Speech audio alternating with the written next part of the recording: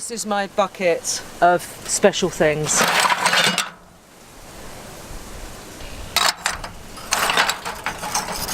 This was a present from my brother. I've kept special things. This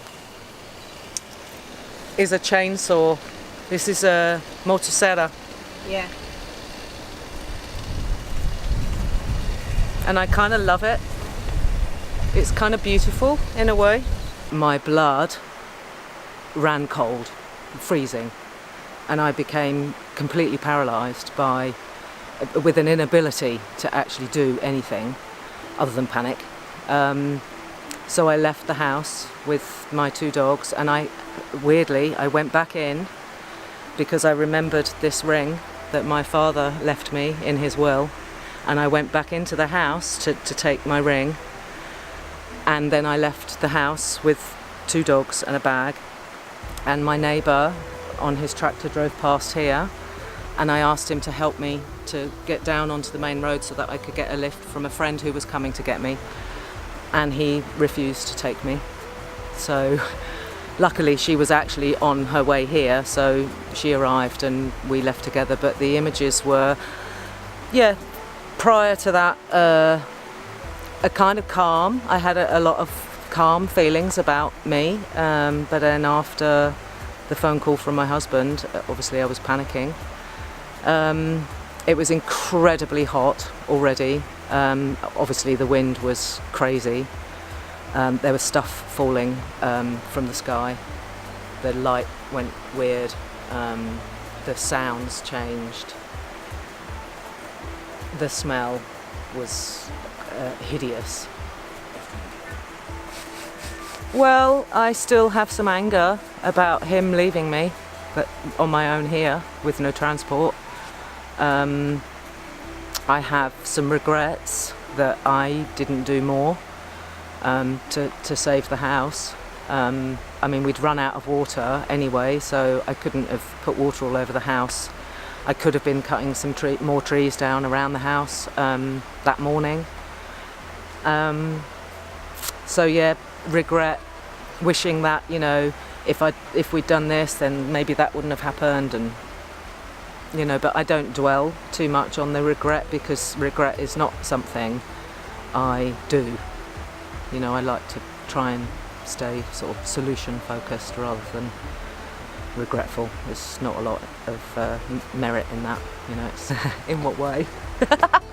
Well, I have no house. I have no possessions.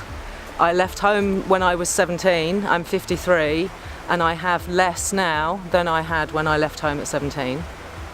I have a car. I didn't have that before, and I have a dog, which I didn't have before. But I've lost everything. And my husband's grief about the loss of the house and my own grief about the same thing became too much for both of us to carry or support each other, so we separated in December, actually on Christmas Day, which was a bit unfortunate. But so I'm sorry about that.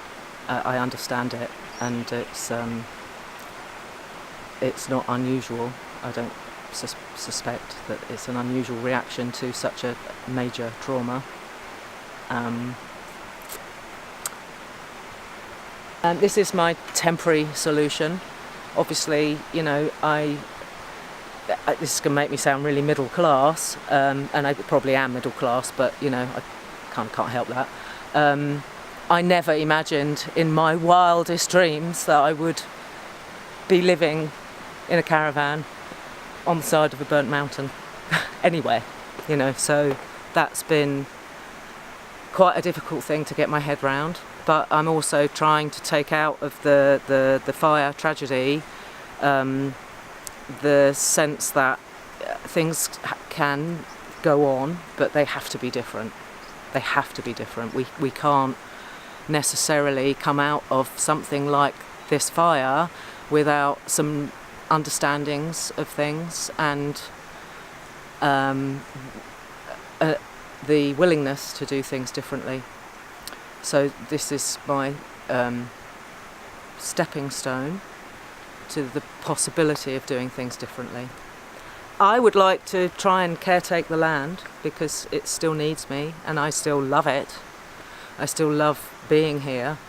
The opportunities that were here when we came here have changed because the climate's changed. We came because there were 4 seasons. We could grow everything we needed to. We had water. This water stops running every year. It's got earlier and earlier and then comes later and later. So it sounds great now, but by June, July, that there will be no sound of water down there at all. And this has got worse every year. Good days, I'm very strong about what I'm doing and I have hope, and I'm just trying to take it one step at a time. And then on other days I'm like, well, I don't know what I'm doing here. I don't know why I'm trying to do this. Why don't I just go somewhere else? It was also about my old dog. I have a very old dog who, the day after the fire, we came here we knew because somebody had told us that our house was gone. But we came here to see for ourselves, and my old dog had a heart attack. And she went to go into the front door, and she actually had a heart attack. And so my biggest priority is my dog, because some people might think it's crazy to make your decisions based around a dog. Yeah, it would have been better if it was less confusing, but the whole bureaucracy of Portugal generally is confusing for everybody, so why would it be any different for this?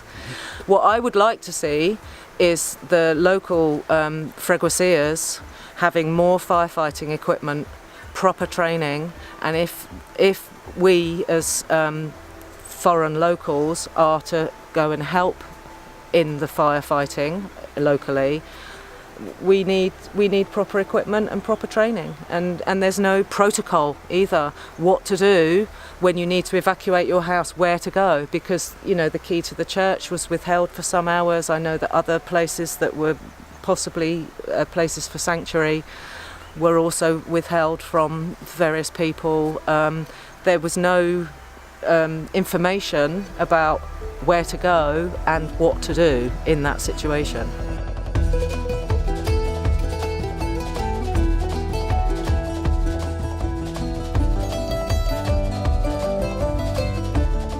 My name is Sarah Whitehead. I'm 53. I'm from England and I live in Benfeita, Arganil, Portugal.